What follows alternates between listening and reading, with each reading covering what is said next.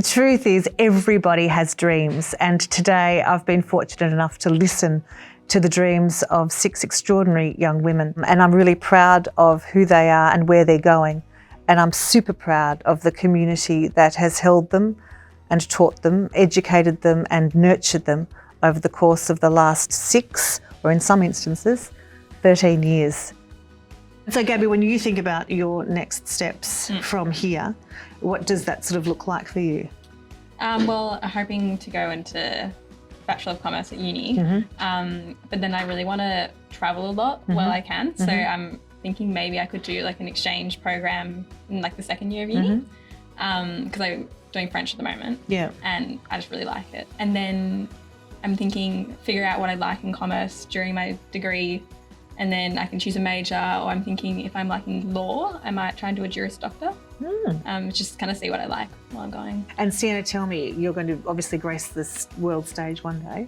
Do you see yourself continuing in theatre? Would you like to go into television? Like, what's your plan? My dream is to be a screen actor, so I prefer to be in like movie and TV, but I really do love being on stage as well.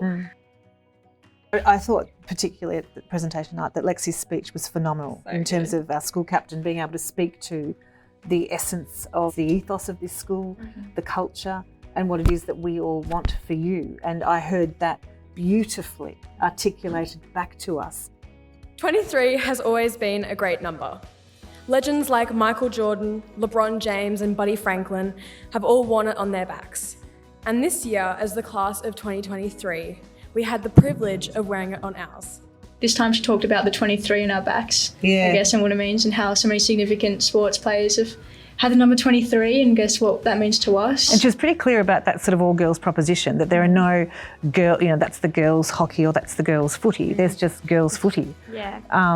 And that notion of we can be anything is actually a lived embodiment of the experience of the girls here. Has that been what it's been like for you here? Definitely. I think Lexi captured it perfectly. She really showed how it's an environment here where everyone's like empowered and everyone's really supported. And she just really nailed it on the head with how everyone feels like they can be the best version of themselves here. So what's the lived experience of being empowered? I think it's just having the constant feeling of you can pursue whatever you want, you can do whatever you want, and it's cliche, but like the whole world's your oyster. It's been interesting to me. Oftentimes, you're at dinner parties and things and people talk about that idea that, a single-sex education is somehow counterproductive to the real world. And, what are you doing therefore to prepare the girls? What would you say to those who would say that an all-girls education is somehow anachronistic or not necessarily in the best interest of preparation for a real world experience? For me, I've been here for 15 years and I feel like I'm very real world prepared. Like Gabby said, at the school you never felt like you're held back. You have the opportunity to do whatever you want.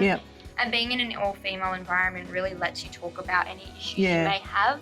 So being in a female environment not only allows you to talk about your issues, but feel empowered by those issues and that you have an opportunity to find a solution with them.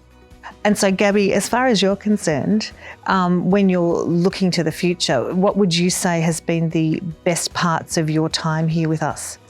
I think my best parts of the time here have been the connections I've formed with other people. I've formed such strong friendships and also connections with teachers.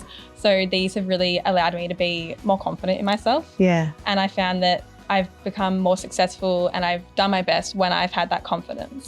Certainly I think for us we're incredibly proud of the class of 2023 and all that they've brought to the school and their generosity of spirit, the stories that each of them have brought to bear over the course of the year has enriched our lives here at the school, but also added another layer to the continuum of conversation that Mentone Girls has been having with young women for nearly 125 years.